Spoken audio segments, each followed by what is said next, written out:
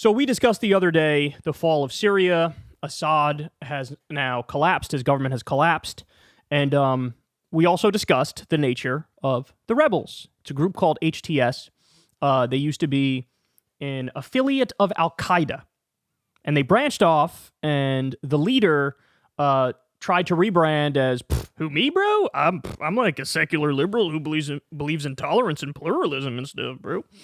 And, of course, this is all rather absurd.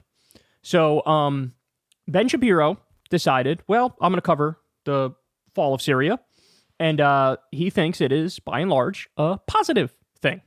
Well, Dave Smith, libertarian Dave Smith, takes issue with some of what Ben Shapiro was saying. Let's take a listen, and then we'll react. Again, is any of this wonderful? It isn't. But the one thing that is an upside is that the Iranian crescent is dead. Okay, the Shia crescent that, again, stretched all the way from Iran all the way across to Lebanon, that is now dead. What does that mean? It means that the Iranian regime is actually in quite real trouble here.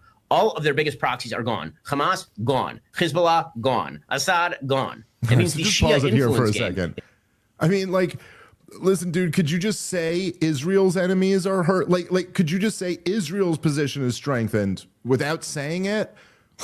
What are we talking about here? The Shiite Fertile Crescent from Iran to Syria to Lebanon. Yeah, that sure sounds like a problem for the middle part of North America, doesn't it, Rob? Doesn't that sure sound like a major issue for Connecticut? That the Shiite Crescent has been weakened? What, you know what I'm saying? What? It's like... Yeah, I don't know what to say. It's just it's unbelievable that even you could admit this and not just go okay, but then let's get real here. This is you're happy about this, even though you acknowledge things might get much worse because you think this is in Israel's interest.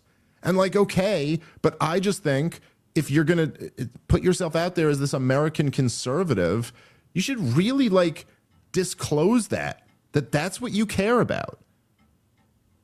I don't think that's unreasonable. I would say that about anybody if they had an interest that was, if an interest in a foreign country so clearly superseded their interest in our country, I would just think that would be an obvious thing to call out from anyone. So in other words, Dave Smith's argument is, I don't know, Ben, you seem to be more Israel first than America first. That seems to be the heart of your argument. That the Shia Crescent is now badly damaged beyond repair, and that's a good thing. Why is that a good thing? Why is that a good thing? To radically change the balance of power in the Middle East. Almost definitionally, that will lead to instability. That will probably lead to more fighting. But he likes it. Why does he like it? This is the part that Dave was building up to, but I'm going to go there. He likes it because we've already seen Israel take more territory. We've already seen it. It's already happened. So for those of you who don't know, Israel stole the Golan Heights. Every country in the world except the U.S. and Israel says that is illegally occupied territory. That is actually Syrian territory. Under international law, that's what that is. Israel says, wrong, it's ours. And under Trump, he said, wrong, it's Israel's. We're going to say it's Israel's. The only two countries that say Golan Heights is now Israel's. Guess what? They decided to go further and take more territory, and then get this. Here's what they say. Oh, we need a buffer against this new government in Syria. They need a buffer against it. That was the original argument for taking the Golan Heights. They said we need a buffer. That's why we have to steal this land. So now, by their own admission, they need a buffer zone for the buffer zone. They've bombed as far as Damascus. They've bombed all of the alleged weapons sites across Syria. They've bombed whatever ships remained for Syria. I guess the Syrian Navy. They bombed that. How far are they going to go? And then you have to have the conversation. Look, we brought this up early on during the genocide, that it looks like they want a greater Israel. It genuinely looks like they want a greater Israel. And that requires taking a whole lot more territory in multiple different countries, and they see an opening now. They see a window to take more Syrian territory. That's what it is.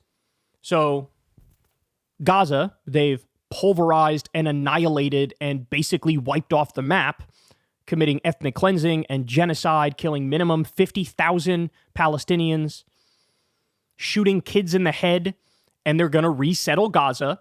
And then, as we know, Miriam Adelson gave Trump $100 million with the condition that Trump allows Israel to officially annex the entire West Bank. So Gaza, gone. West Bank, gone, or certainly in the process of that. Golan Heights, they already say is theirs, and they want even more territory in Syria proper. The whole time, who? Bro? Us, bro? Bro, we're being defensive, bro. That's what we're doing. We're not aggressive. We're not offensive. We're not trying to take more territory, even though we're literally taking more territory as we speak, bro. It's that cry-bully bullshit.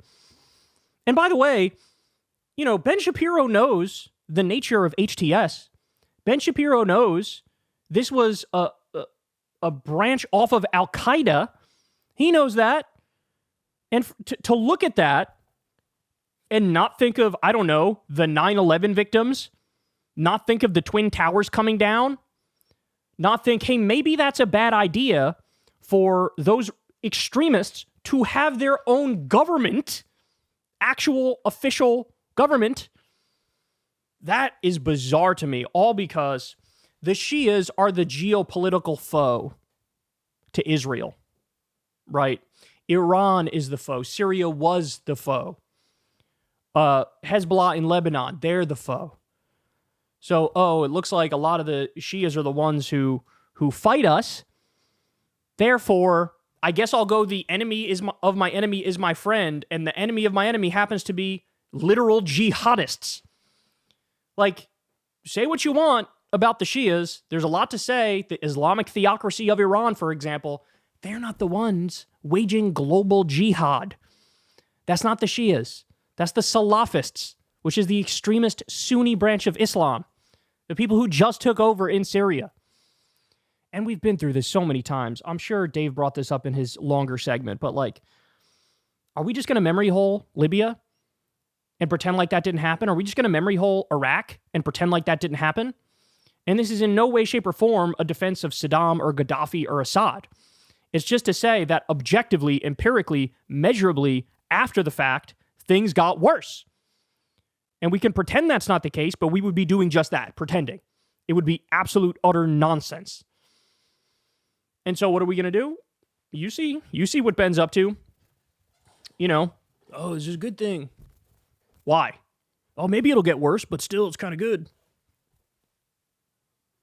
Why do you think that, Ben? As Dave says, is it good for people in Toledo? Is that what it's good for? And by the way, all of the conquering and stealing land that Israel's doing, guess with whose money and whose weapons? Take a stab in the dark at that. Is that what you want your money going towards? Is that what I want my money going towards? At the same time, millions of people in this country don't have fucking health insurance. Is that what we want? God, it's so insufferable. So yeah, Israel first is what he is. That's very clear. And Dave, who is a part of MAGA, is saying that. People forget, Dave endorsed Trump. He's saying that. So MAGA on MAGA violence. And to be fair, Dave was one of like maybe a handful of voices, if that, handful of voices that when Trump started making the neocon picks, he was like, oh, okay, we were lied to. He's not anti-war, not remotely anti. Marco Rubio is Secretary of State, and we're supposed to believe you're anti-war? Are you out of your mind?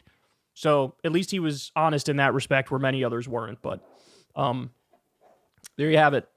Ben Shapiro, king of wrongness. Hey, y'all, do me a favor and like and subscribe. It helps out big time in the algorithm.